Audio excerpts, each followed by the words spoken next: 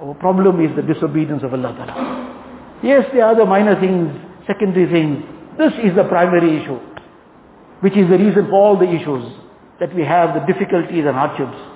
This is what we have to now rectify, make sincere tawbah. Just to finish off on one incident, one person came to Ibrahim bin Adham rahmatullah alayhi, and he said to him that I am in this life of sin and disobedience, but I want to come out of this. What is the way of this? How do I come out of it? So it's okay, I will tell you, give you some prescription, you hold on to this, inshallah you come out of it. He said, please tell me. He said, okay, step number one, whenever you want to sin, then first stop eating the rizq of Allah Ta'ala. Don't eat Allah Ta'ala's rizq anymore. He says, but how can I survive then? If I stop eating, all rizq is from Allah Ta'ala. Nothing on earth is from anybody else, and anywhere in the universe. So how can I survive without that? Does it behove of a servant of Allah Ta'ala to eat his rizq and disobey him? Allah is providing, we eat his rizq and get that strength from his rizq, and now we disobey him with that strength.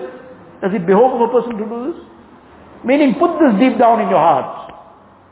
Focus on this, reflect upon it, remind yourself over and over again that I want to raise this hand in this direction, I want to press these buttons.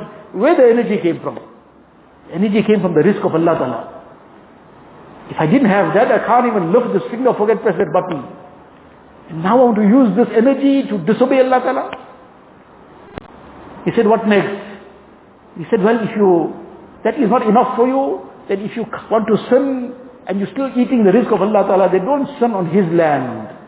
Go somewhere else. He said, but everywhere is Allah Ta'ala's land. Whereas the heavens and the earth, the air, everything is Allah Ta'ala's.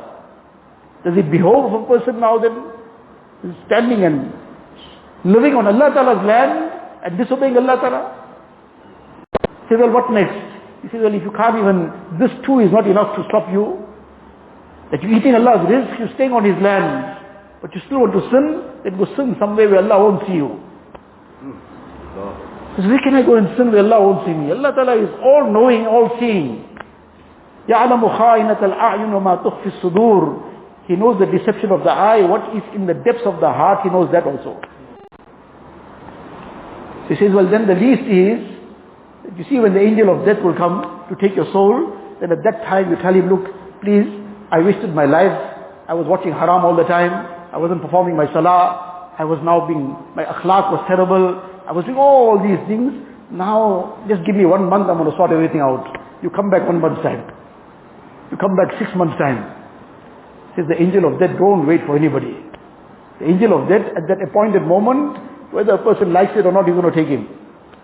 So he says, does it make any sense then, that when you don't know when's the time of your death, and when the angel of death comes, you are not going to be able to stall that in any way, that you're still carrying on in this life of heedlessness? That with any moment your life could be now suddenly taken away? He says, well, the last thing is then, that on the day of Qiyamah, when the angels are going to then drag you towards Jahannam, tell them I'm not coming. He says, who can ever do that? Who will ever have that choice or ability to now resist and refrain from what the angels are going to do at that time?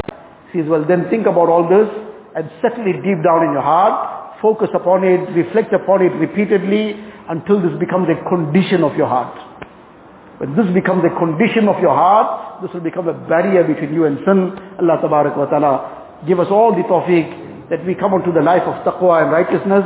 We start earnestly preparing for the Mubarak month of Ramadan. We increase our amal. We start making sincere tawbah istighfar. All 5 salah with jama'ah in the house of Allah Ta'ala, in the masjid, increasing our tilawat of the Quran Sharif, engaging in zikr, tasbihat, dua. And in this way, inshallah, we will get prepared for the Mubarak month of Ramadan. That will become a month of tremendous benefit for us.